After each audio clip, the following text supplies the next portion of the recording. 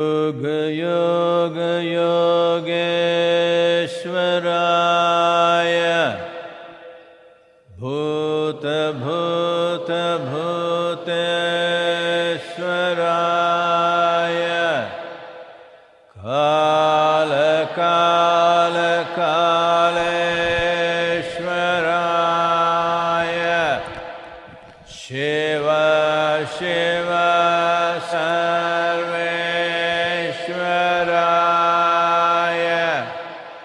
Shambho, Shambho,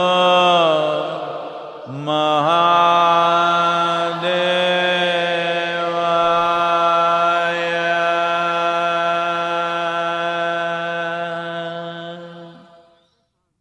Yoga, Yoga, Yogeeshwaraya Bhuta, Bhuta, Bhuteshwaraya Kala Kala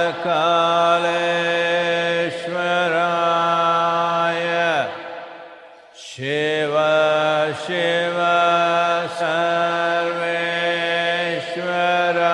Sarveshwaraya Shambho Shambho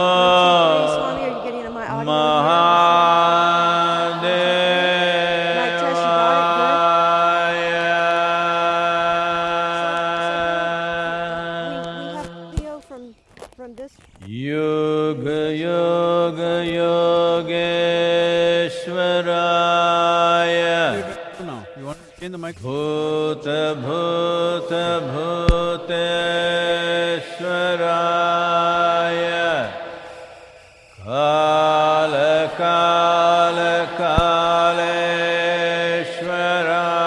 Kaleshwaraya Shiva Shiva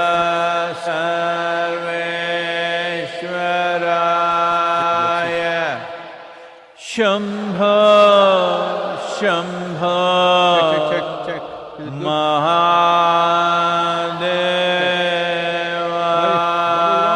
Mahadevaya. Okay, sit down everybody.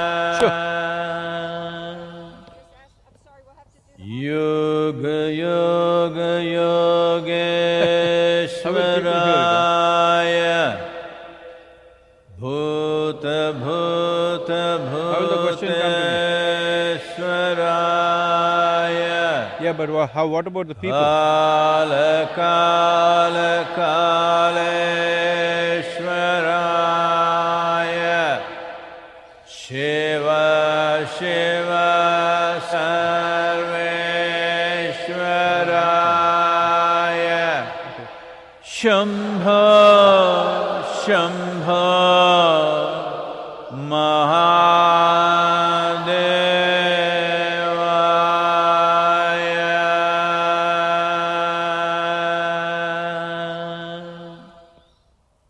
Yoga Yoga Yogeeshwaraya Bhuta Bhuta Bhuteshwaraya Kala Kala Kaleshwaraya Shiva Shiva Sarveshwaraya Shambho Shambho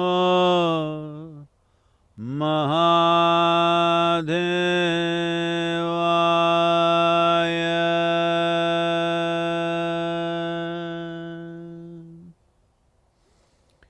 Yoga Yoga Yogeeshwaraya Bhuta Bhuta Bhuteshwaraya Kala Kala Kaleshwaraya Shiva Shiva Sarveshwaraya Shambho Shambho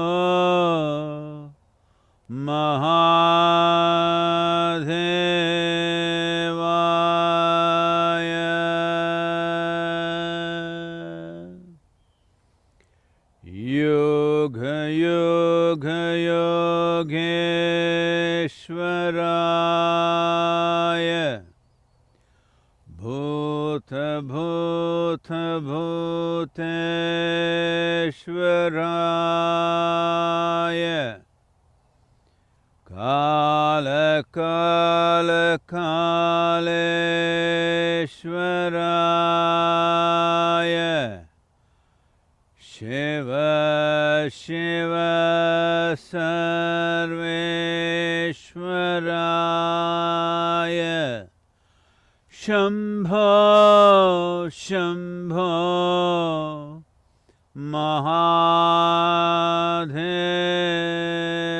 Mahadevaya.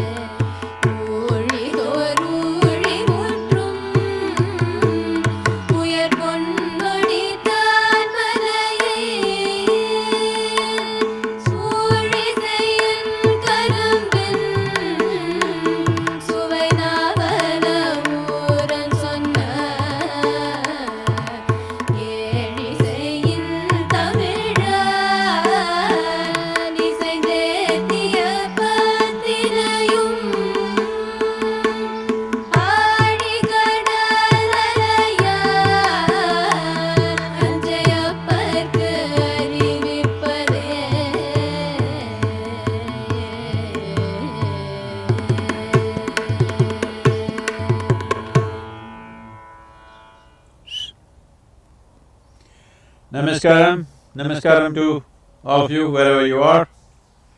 We are here at Cahokia Mound City in Missouri. This is just day 3. But as all of you know, across the world, in many places where people thought the virus situation is settling down is again ramping up. Second coming happening in many places. This is important for us to understand that there is no such thing as, it's not like a screen will come down and say, okay, virus is over. It is there. It is just that we have to make it ineffective by being responsible and cautious about what we are doing and conscious about the way we exist to ensure that it doesn't have too much impact. Well, United States, India, Brazil, Russia, still on the top, UK is again coming up. Fortunately, the fatalities are going down. This means that we are handling it better, both at homes and in hospitals. But still, the numbers are very high. This is not a time to let our guard down. This is a time to ensure that the virus is made ineffective by the way we behave, because there is no magic cap on the virus itself. Well, as human beings, we are super concerned about this virus. But we ourselves have been like a virus on this planet. The recent WWF report about the Global Living Planet report that's happened,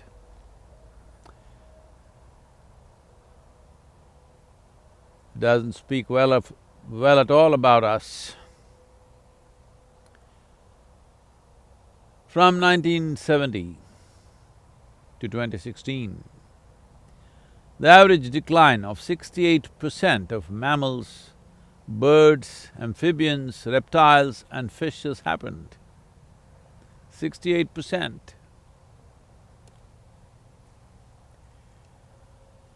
In about 50 years' time, nearly 70% of significant life on this planet is gone for no other reason than the human virus.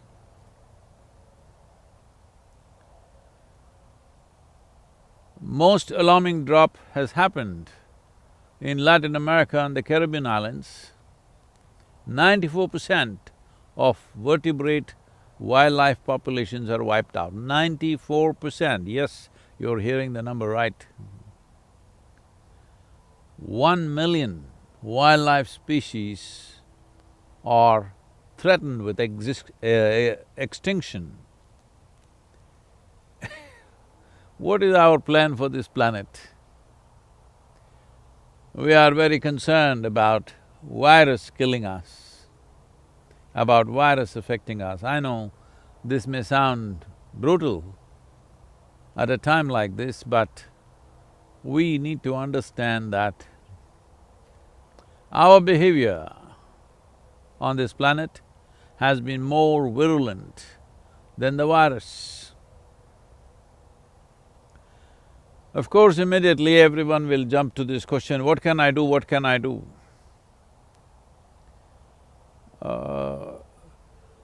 What we can do is the next thing, but first thing is to make the planet conscious that this is where we stand. It's very simple. in the sense, it is not something that you correct overnight. Do we have a clear-cut plan for next 25 years, 50 years, 100 years? This is the first question. Whatever the goals that were set to be achieved by 2020, from 2010 to 2020, none of those goals have been met. Well, governments have to get together, but governments, at least today, in large part of the world, are just people, not descendants from heaven, people who got elected. Why are elected people not doing what is needed for the people? Well, simply because people themselves have not asked what they really want. We as people on this planet have not made it very, very clear that this is what we want. We are busy in our competitions, we are busy in desperately trying to be better than somebody else. In this game of one-upmanship, the planet is taking a huge toll. Plant extinctions are 2 times as high as mammals, birds and amphibians combined, the number of plants which are just vanishing from the planet. We need to understand the richness of life on this planet. The complexity of life that we are is a consequence of the complexity of species that have happened, the biodiversity. Without that, this life cannot happen in its present form. Or in other words, we are pulling out the foundation stones of our existence.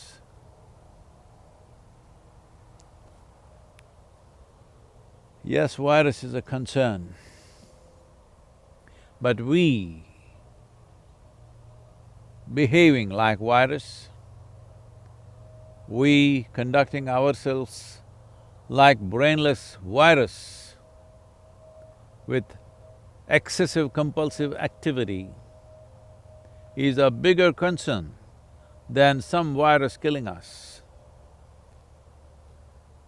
Well, if we don't fix this, in the next couple of decades, if significant action doesn't happen, well, climate change does not mean there'll be just floods and cyclones. When the biodiversity is lost, the very basis, the foundation stones of our existence are being undone. Are we making a statement that the only way to fix is that a whole lot of us must die, mass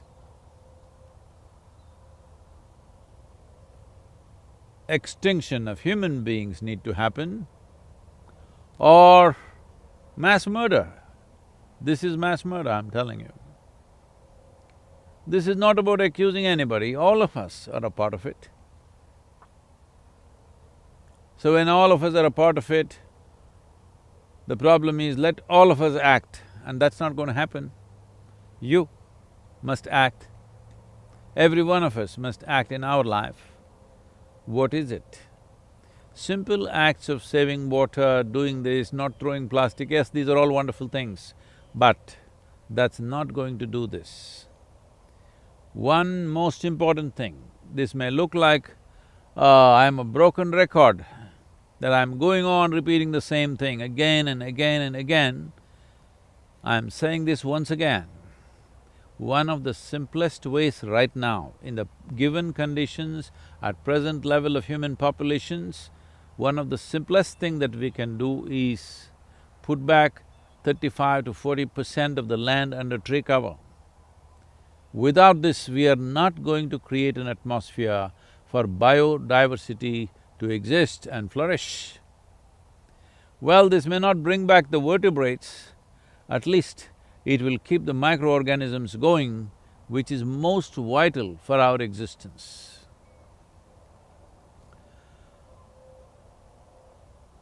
the way things are shaping up for the planet, it's not about the planet. Planet will exist. Planet is not in peril. It is human beings. Either we come out of this consciously or a disaster will bring us back into senses is left to us.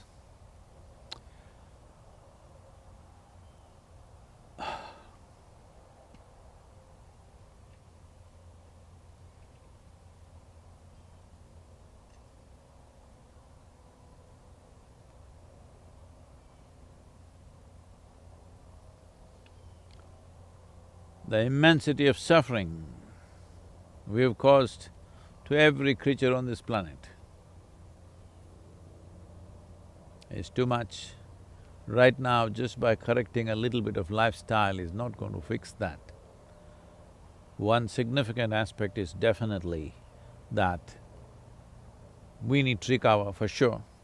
Another is we have to plan that in the next 25 to 50 years, human populations are reduced, because reducing human consumption, yes, we must work towards that, but reducing human aspirations is far more difficult than reducing human population.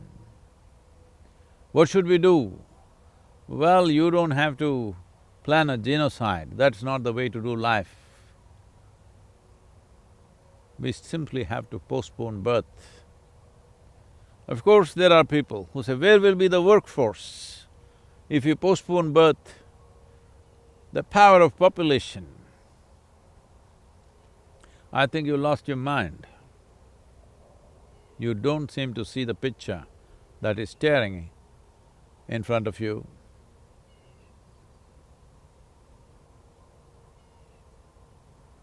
You have become a marketplace in your head.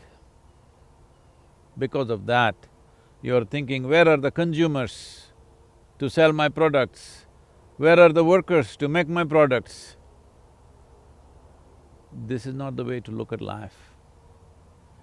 I'm saying in 50 years, nearly 70% of significant life on this planet, vertebrates means in the evolutionary scale of things, it took millions of years to get them there. 70% of that life we have wiped out. If we don't wake up now, well, the planet may decide to put a lot of us to sleep. As I said, this is the third day of exploring spiritual America. I will not go into the detail of where we've been going. I think the social media is covering that, I don't want to go into that. Yeah, here is a little poem for you, because some people are out there calling Sadhguru, you're a adventure addict. No, I am not an addict of anything. In fact, the moment you become an addict to something, addict means repetitive life. Addiction means repetition. Where there's repetitiveness, where is adventure? So, this is a poem just today, fresh. No repetition. It's called adventure. When pangs of passion arise for dimensions that are of no personal concern, begins the adventure of life. When pangs of passion arise for dimensions that are of no personal concern, begins the adventure of life. What a croaking frog you should be to invest life into transactions of ventures of exchange.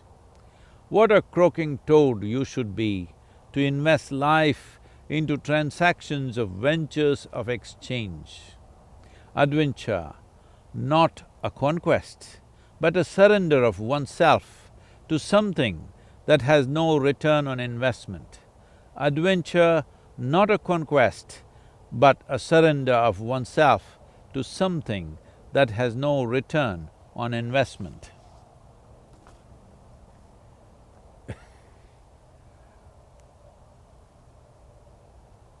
There's no return on investment for life, because what return do you want for life? When of all the many phenomena that are happening in the universe, life is the most intricate and sophisticated, fantastic phenomena that you can have. When that's come to you as a gift, what return on investment do you want to have? May you adventure through your life. I think there are questions. Let me attend because just at 8:30 or within the hour we have to close because we have an engagement in a site which is little away from here. We will have to travel there within a few minutes and be there. So, please, let's go to the questions. Namaskaram, Sadhguru. My name is Abhimanyu. I am studying in second standard and I live in Bangalore. I saw your bike ride video in America. You're really cool and you ride so fast. I love it. Right now I'm feeling left out as you are traveling outside while I am not even allowed to go to school. I really want to ride with you. What's your question? My question is, are you okay with the idea of a kid being your pillion rider? And if yes, tell me how do I contact you? If no, then tell me why no. My name is Abhimanyu. I am studying in second standard and I live in Bangalore. I saw your bike ride video in America. You are really cool and you ride so fast, I love it. Right now I'm feeling left out as you are traveling outside while I'm not even allowed to go to school. I really want to ride with you. Namaskaram, Sadhguru. My name is Abhimanyu. I am studying in second standard and I live in Bangalore. I saw your bike ride video in America. You are really cool and you ride so fast. I love it. Right now I'm feeling left out as you are traveling outside while I am not even allowed to go to school. I really want to ride with you. My question is, are you okay with the idea of a kid being your pillion rider? And if yes, tell me how do I contact you? If no, then tell me why no. Well, Abhimanyu, second standard, huh? So, that's one more than first standard. Progress. Well, Abhimanyu, you know you are the namesake of the very famous Abhimanyu, Arjuna's son, a brilliant young boy, very adventurous, brave as it comes. But unfortunately, his life ended too soon because he was in a bit of a rush. He grasped how to penetrate a formation in the battlefield, but he was not patient enough to figure out or to wait to understand how to get out of that formation. So he got killed as a young boy, brave young boy, still celebrated, but unfortunately, the adventure didn't turn out well. So, Abhimanyu, let's understand this. Well, you're longing to ride with me, wonderful. Maybe if you fulfill a few conditions, you will ride with me in the next few months. First of all, I want you to understand, what is it that is exciting you? Well, you're not able to school, that should excite you. Well, I'm riding a motorcycle, that's exciting for you, that's nice. But adventure is not just upon a motorcycle. It's about going beyond limitations. When you start stretching to break limitations, physical, mental, emotional and perceptional limitations that you have, then you're in an adventure mode. Adventure is not about doing a particular kind of activity. There is no specific activity that you can call as adventure.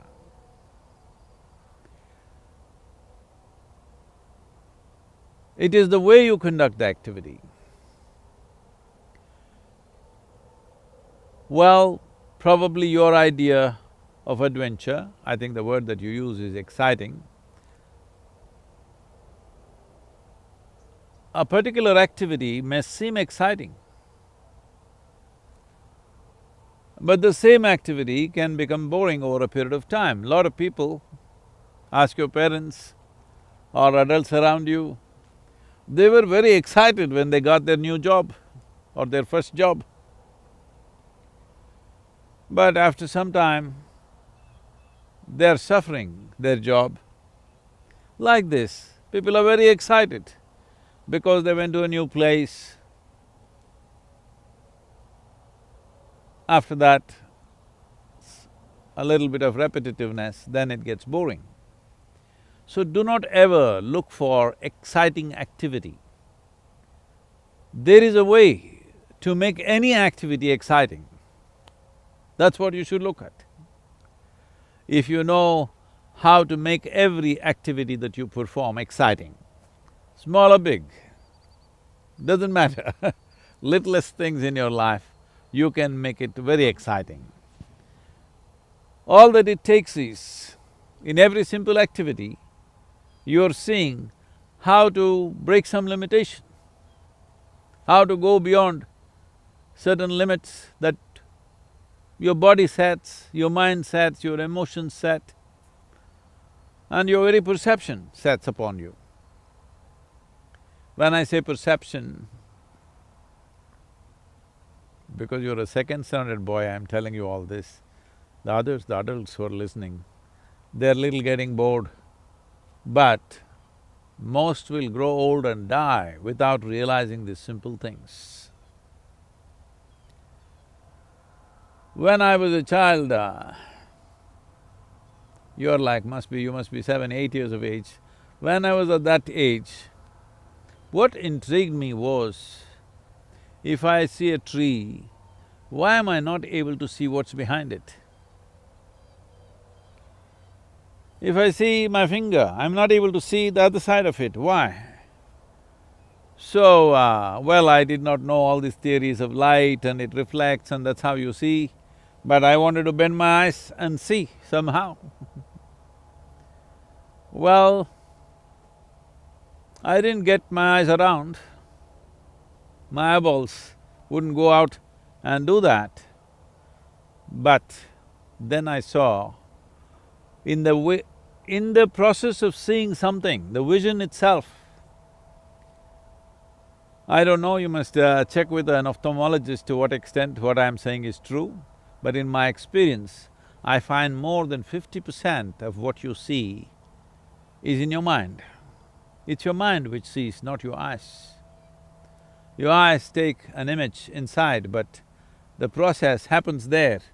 If you refine that process, at least 50% of what your eyes cannot see, you can see.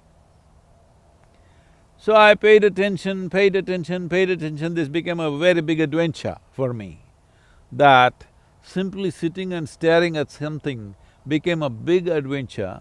Somebody who looks at me from outside may think I'm doing something very dull, but it was the greatest adventure because I was stretching myself. In a way, this is what yoga means. Every day in the morning, people are stretching painfully because they don't know what is adventure. They don't understand. If you get to stretch a little more, it's a big adventure because something exciting and tremendous happens in that process. So adventure is not about looking for exciting things to do. Adventure is about doing all the tiniest little things that we do in an exciting manner. So I want you to start this adventure right now. You being a little boy, I'm sure you're very fond of your mother. Just try this today, stretch your emotional limitations.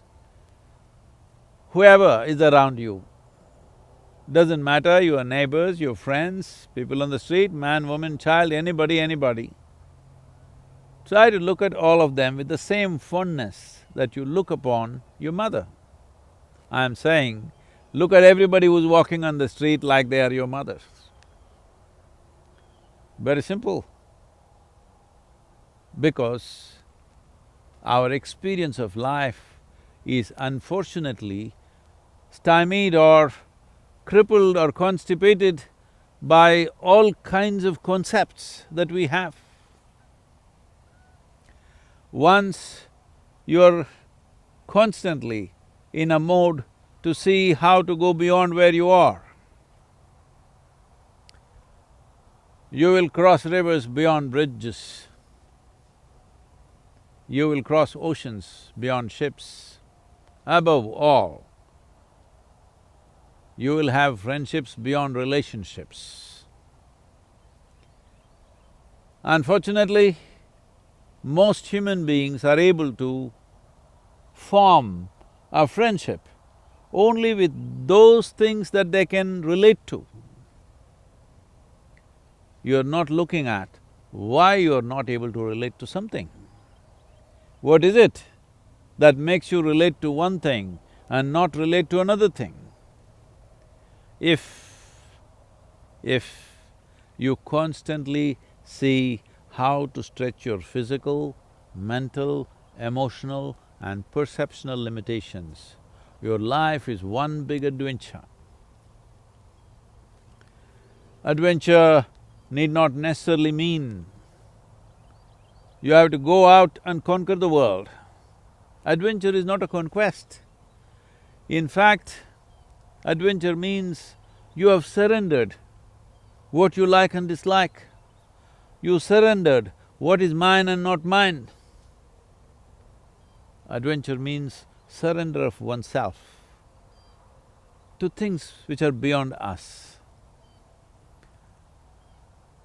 Climbing Mount Everest may look like a great adventure, yes it is, but straddling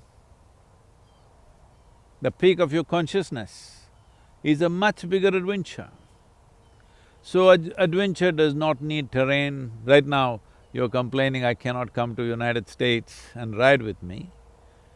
So, passports and visas and other limitations that societies have set upon us are not limitations for an adventurer, because with your eyes closed, you can do the greatest adventure. But well, you want to ride the motorcycle, I understand. So let me set up something for you. Contact somebody in Isha, in Bangalore, there are so many people. Learn a simple process, a physical process called Surya Shakti. If they're not teaching Surya Shakti, learn Surya Namaskar. You are 8 years of age. 54 Surya Namaskars you must do, not just one day. Start with 8, slowly increase it by 1 every day. After a week, hold it there for 3 to 4 days and again increase it by 1 every day. Like this you increase at your own pace. When you reach 54 informers, I'm going to take you for a ride. How's that for you? And as I told you already, another thing is every day you must walk on the street looking at everybody, man, woman, child, dog, cattle, trees, everything, with the same fondness with which you look up to your mother when she's very nice to you, not when she's pushing you to school. How you feel about her, like that you look at everybody. So you've broken the physical limitation and you've broken the emotional limitation. Other two things I'll excuse you because you got 50%, man, you can ride with me. And above all, if you ride with me, you need strong arms to hold on, otherwise you will fly. So you need to do 54 Surya Namaskars. When you're able to manage this every day, you're going to ride with me for sure. Okay? Is that good? One more question is there? So, as a part of this exploring spiritual America, we been going through various things. As you know, we started from Tennessee, from Isha Institute. Around Tennessee, the ashram where we are, this was Cherokee Nation at one time. And now the infamous Trail of Tears and the Indian Removal Act, which did that, it left a lot of pain and misery in people. Terrible things happened. Well, that's history.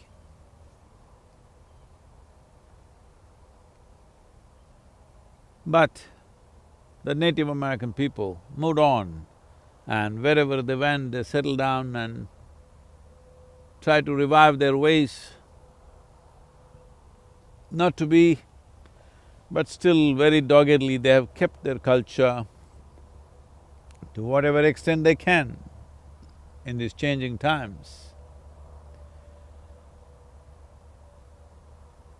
And riding from there, this is just day 3, already my speedometer is reading 1,872 miles. That must be over 2,500 kilometers, 2,800 kilometers probably, 3 days. So you know what we've been doing. On the way, we visited some very interesting places like the Mammoth Caves, and Mammoth Caves being the largest cave system on the planet, over 400 miles. Yes, 400 miles.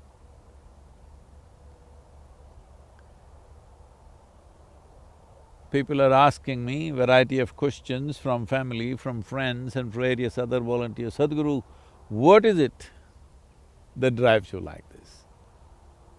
I just want you to know, I am the one who is driving it, nothing driving me anywhere. Well, adventure or sense of adventure springs in you not because of your need for conquest. When you develop an immense sense of love for something, naturally you will stretch beyond your limits. So one must understand that some freaky ambition of proving who you are is not adventure. When you develop a certain sense of… a very profound sense of love for something, you will naturally stretch yourself beyond all limits. For that little boy, if he's still on, I must tell you, a few months ago I met Jane Goodall. If you don't know who she is, you must look it up. So when she was a little girl, her sense of adventure made her go and sleep in a chicken coop because she wanted to see how the chicken will lay their eggs, how the eggs will hatch. So she went and slept in the chicken coop. You must understand, adventure means, first thing is they take away all your comforts. This is the basic principle. I've trekked in the Himalayas. These days, you know, I'm better equipped these days, I'm over 60 now, but I've slept on the street side culverts in freezing cold without any kind of warm clothes, just with a thick t-shirt and trousers, and adventured on. Well, the comfort of a bed, the comfort of warm meals, and a clean bathroom. All this vanishes from your life. So people go through these things not because they're trying to prove who they are. People go through this because there is a profound sense of love for something, for which they're willing to forego anything to just touch that dimension. So later on, I'm continuing the story for the little boy. Jane Goodall went on to become one of the foremost authorities on anything concerned with primates. Our understanding in the world of what the primates are, what they're capable of, various aspects of how they live, what they eat, how they relate to each other, how they respond to each other, and how human they are. I'm telling you, has come to us mainly because of her work. So, from sleeping in a chicken coop might have looked like a crazy nonsense, but it is that willingness to go through whatever, to know something, to stretch your knowing, to stretch your perception, to touch something beyond the limitations of what you are right now, is the basis of adventure. And without adventure, what are you? A venture, Pile up your profits. I'm thinking of starting a delivery service, like DHL or whatever the other companies, not getting that. That post-death, it will be delivered, all your goods, like Amazon, why not? All the things that you accumulate I'm planning to have a delivery service that when you're gone, wherever you're gone, hell or heaven, we'll deliver your refrigerator, we'll deliver your clothes and, everything that you have gathered, and 112 pairs of footwear that you have. I'm thinking of starting a delivery service, it's a surefire business, what do you think?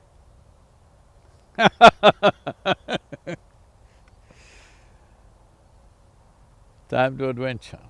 That means you're not a transactional life, you're just a life. Because life is not a transaction. Life is about transcendence, not transactions. If you do not transcend your own limitations, if you do not transcend the limitations of your concepts, the limitations of your own mental strategies, the limitations of your emotions, and limitations of what you like and dislike, there's no adventure, just a venture, profit-making venture. That is why, to transport all your profits with you post your demise, I'm thinking of starting a company. Don't make me start this company, that means you're finished. Here we are in Cahokia, a city of mounds, Indian mounds. We will be showing these pictures and stuff to you, videos to you, but just to tell you, the Native American culture is not just what you have seen in the Wild West movies, where they come hoo-hooing on their horsebacks and shooting arrows at everybody that they see. No, they were well-developed cities. The Cahokia at one time held a population of anywhere between 20 to 40,000 people. Some of the mounds here are over 5,000 years old. For over 5,000 years, a city with that kind of population, with all the necessary arrangements, with a whole elaborate spiritual and religious processes and rituals, and an economic system of their own existed. They have been living in this land for anywhere between 10 to 40,000 years. They're as much land as land is. So we will be exploring Cahokia today. Be with us, ride with me.